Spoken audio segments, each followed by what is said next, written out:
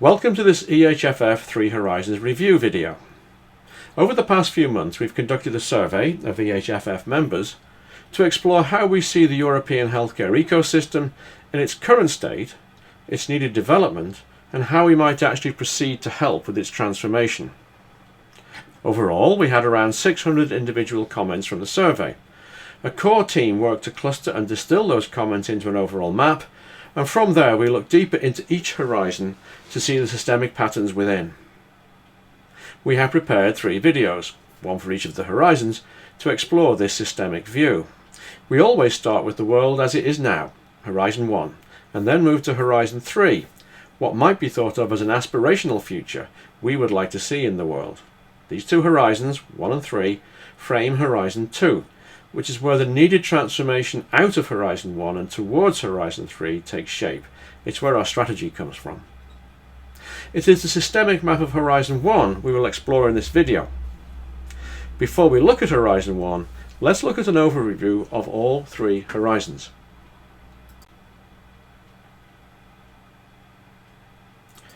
Horizon 1. What we see at its core is an inadequate long-term vision. Indeed, the current health system is a result of an inadequate long-term vision. What we see is overall health ecosystem failure, including a failure to address major societal issues such as inequality gaps and climate change. Horizon 3 on the right-hand side. This is the world we'd like to try to get to. It must address the current world of an inadequate long-term vision. It has future awareness at its centre, which is facilitating adaptation as part of a new culture to continuously evolve and improve health and well-being. What we'd like to see are resilient ecosystems supported by health literacy and transformed education. All of this to be enabled and connected by digital technology and services with data authenticity, transparency, and personal control. But how do we get on the journey between these 2 horizons? That's our Horizon 2 in the centre here.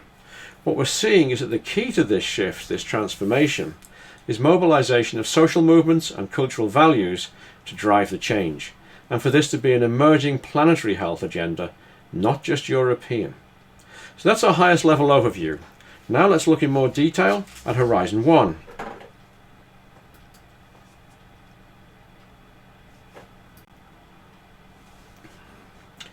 Horizon 1.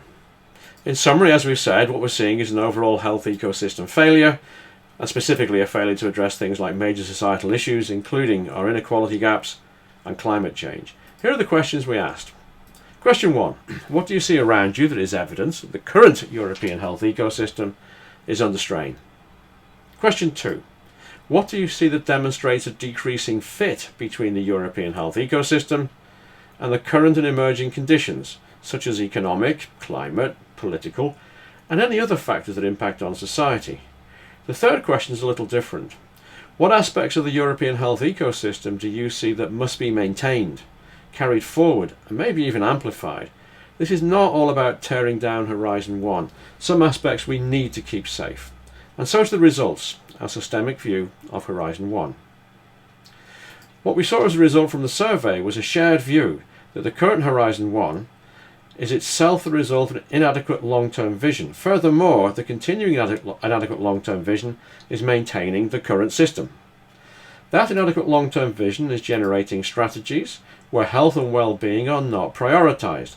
But there is actually no mutual recognition, so that those health and well-being strategies are not helping to inform the long-term vision.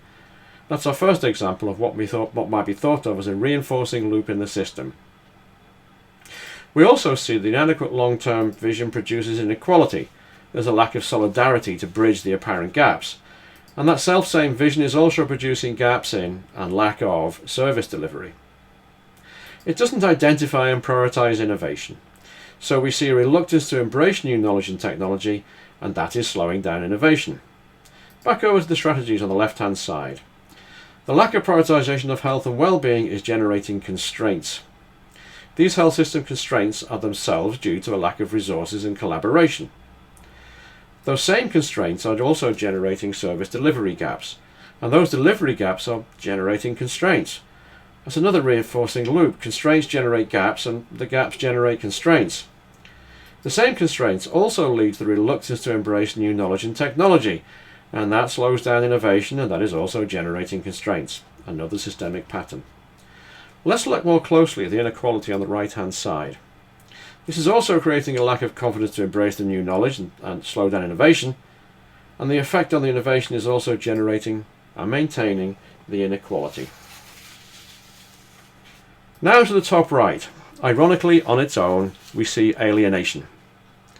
With decreasing trust and clarity in our current systems, and the gaps in and lack of service delivery is also generating inequality, which in turn leads to inevitably to alienation. And the same service delivery issues are increasing alienation. Indeed, we feel that this is a primary factor in generating the alienation. Alienation drives the reluctance to embrace new knowledge and technology and slows down the innovation again. And alienation is exacerbating the constraints in our health systems. Reluctance to embrace the new knowledge and technology is slowing down innovation. That is also increasing the gaps in lack of service delivery. So that's what we see for our Horizon 1. In the next video, we look at Horizon 3. That's how we might see the world that we'd like to help to generate. A world that attends to these issues in Horizon 1. And the third video will show us our potential Horizon 2. That's the horizon of the centre, that transformational journey out of Horizon 1, and towards that Horizon 3 we'd all like to see.